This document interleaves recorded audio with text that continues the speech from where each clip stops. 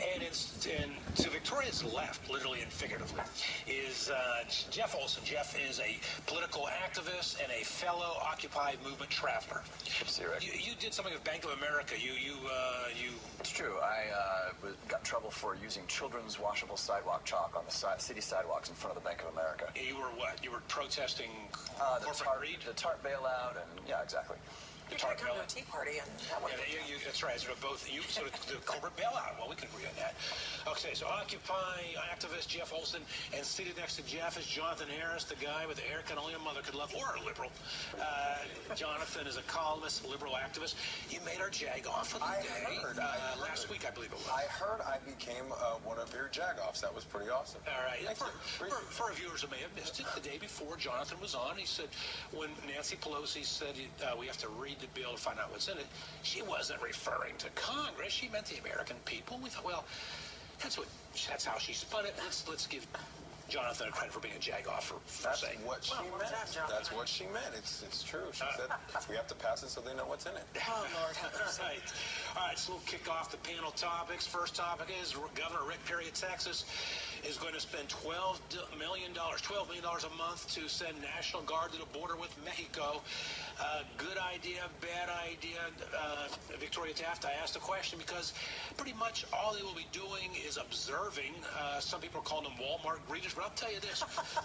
I will tell you this. We've been somewhat questioning his motives on the show, and I've got a lot of email from Texas from people saying, look, get off Rick Perry's back. He's a great man. He's doing the right thing. His hands are tied. We support Rick Perry. So I'm impressed. I'm impressed with the feedback from our viewers in Texas in their support of Rick Perry.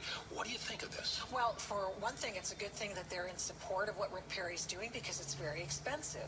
And the second thing is that to the extent that it is actually helping deter people from coming over the border, it is a bit we don't know if it will. Well, I'm sure it will because, I mean, when you see a uniform or you know there are uniforms on the border, and you know they're going to do something, or at least report you as you come over the border illegally, crash the border, then something, it probably will be a way to keep people off the border. But it is a bit of a stunt because, after all, he was always wearing the ruby slippers. He could always call out the National Guard, and he waited until the president snubbed him to do it. So to the extent that he was doing this. All right.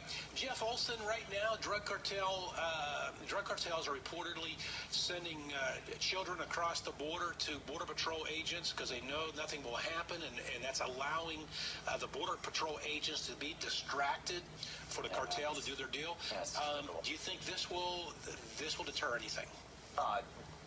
No, I don't think so. I think Rick Perry probably needs more than a pair of glasses to get a clue about what's going on down there. Of course, President Obama knows what's going on. Rick Perry says he's sending these troops and he's using the money from non-essential things like education and Texas health care. I mean, come on, Texas has bigger problems than turning kids away at the border. Let me ask you this before we go on to Jonathan Harris. We keep hearing the poor kids. And you've got to have sympathy for the kids. But what's not being talked about, Jeff and Jonathan and Victoria, is that not all these kids are so innocent. There's one 14-year-old, Edgar Jimenez Lugo. He was arrested recently, and he said he's worked for the drug cartel since age 11, crossed the border illegally. He received $3,000 for each beheading that he did. These people are coming across. Why does the National Guard not at least help in that regard? That every single new immigrant group has always gotten that same exact rap. They're disease carriers, they're criminals, Italians. First it was Italians, then it was Irish, and before that it was pilgrims. I mean, every new group arriving gets that same bad rap. That's really not fair. So they don't have any diseases that are being reintroduced to the American population? What you're talking about is the exception, not the standard. By the way, why are we using children as human shields? Why is it that the left always uses children as human shields? So President Obama is doing it. So did the left orchestrate the children coming over? I believe, there was a... And that's absurd.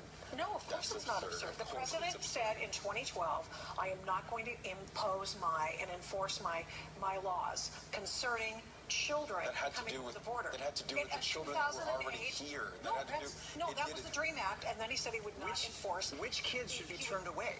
which kids should be turned back? I mean, Laura Ingraham has, which ones are adoptable and which ones get sent back? How does she make that determination? Well, I think that... Which kid would Jesus turn away? Oh, come on. No, why does the left embrace Jesus? No, we do it. We do it. We only do it. I will tell you, I do it because I like to make fun of the fact that Republicans only do it in a hypocritical way when it works for them. Isn't that cute? They do it in a hypocritical way when it works for them. So you're an atheist. You think Jesus? You don't believe in God. You don't believe in Jesus, and you like to handpick Jesus because I only do it because Republicans Right. use religion to control people, but they never do it when they actually need to do it. Biblically, you're supposed to treat these children as if they are a part of your country. Yeah. That's their book. By the way, if you're going to use religion, use it all the time. Is there such a thing as sovereignty? Jonathan Harris, do you know where the murder and rape rates are higher? Are they higher in El Salvador and Honduras? Are they higher in cities like Flint and Detroit, Michigan? I would probably believe in Flint. You're right. Flint and Detroit, Michigan. I would have to double check, but I would probably believe. So why don't we send our children south of the border to Central America? The fact of the matter is, it's not. Despite whatever Republicans believe or are saying on their radio shows and so on and so forth, the president has been very clear. He didn't orchestrate them coming. He has told them, don't send them. We'll send them back. But there is He doesn't mean that. But the thing about it is, and I said this before, this is hilarious to me. I think Republicans have this sort of fear because Reagan gave them amnesty. Now we're fearful. No, Reagan gave them amnesty, did not secure the border. Bush signed this 2008 law that is allowing. Bush signed this 2008 law that is allowing this and allowing Health and Human Services to handle it this way. Why didn't it start in 2008? Why didn't it start in 2008? Victoria, it's not an American problem. It's not President Obama's fault. It's all George Bush's fault. I'm just telling you the truth. I like facts, and the facts are the reason this problem exists is because of a law your president signed into effect. And you keep accusing President Obama of amnesty, and it's only your guy that did it. All right, let's shift gears. It's President Obama's fault. It's Congress's fault. It's everybody else's fault, but the worst performing president since World War II, President Barack Obama. Or Nixon. Which one are you talking about? Jonathan, you like facts? You like facts? Yeah, listen, I do. The polls say that the American people feel this is the worst performing president since World War II. That's odd because if you also look at the polls and you look at presidential approval ratings, Bush's are far lower at this time than President Obama. Time out.